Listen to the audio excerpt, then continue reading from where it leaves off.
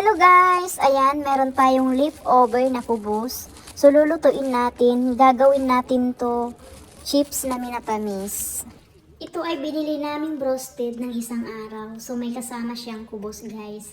Kaysa naman masayang, so gagawin natin tong snack or merienda, ganyan, diba? So minsan kasi guys, ginagawa din namin to shawarma. Ayan, gugupit-gupitin lang natin. So ayan guys, tapos na natin ginupit. So magpapainit na tayo ng mantika. Ayan, so magsisimula na tayo magluto guys.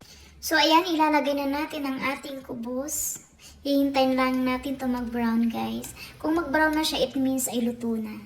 Napakadali lang to gawin guys. Kayong mga OFW dyan na tulad ko, kung gusto nyo gayahin nyo na. Alam ko mahilig ang mga madam nyo sa mga ganitong pagkain. Minsan hinahalo nila yan sa pool, diba? So minsan may natitira yan. So wag nyo itapon, ganito ang gagawin nyo.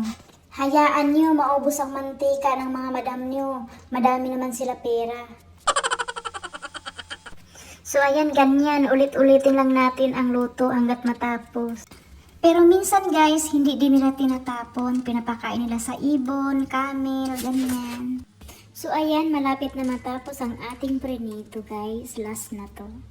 So ngayon guys, maglalagay tayo ng brown sugar. Tutunawin natin to sa kawali. Gawin natin caramelize. So pagkatapos tumatunaw guys, lalagyan natin ng kunting tubig. Ayan. Saka natin to hahaluin. Pagkatapos guys, ilalagay na natin ang ating prenito na kubos. Ayan. Hahaluin lang natin ng dahan-dahan. Huwag nyo biglain, baka magulat. I-mix lang sila ng i-mix para malagyan sila lahat ng asukal. Ayan. So, ayan guys, tapos na ang ating sweet chips na kubos. Ayan, sobrang crispy niya guys.